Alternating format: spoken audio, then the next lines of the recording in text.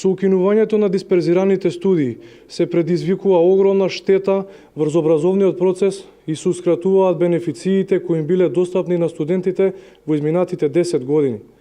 Отварањето на дисперзираните студии кои минативе години кои се покажа како извонредна можност која секоја година искористува околу 15% од вкупниот број на студенти што го продолжува образованието на високообразовна установа, односно тоа се некаде околу 2 до 2.500 студенти кои наместо да патуваат секој ден или да се преселат во друг град поради уписот на факултет, одлучуваат да студираат во своето место на живење или во неговата непосредна околина.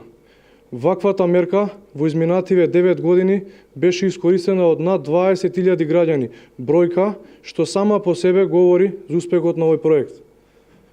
Оваа мерка им овозможуваше на студентите да заштедат средства по основ на патување, сместување и исхрана, но и да заштедат средства по однос на уписнина.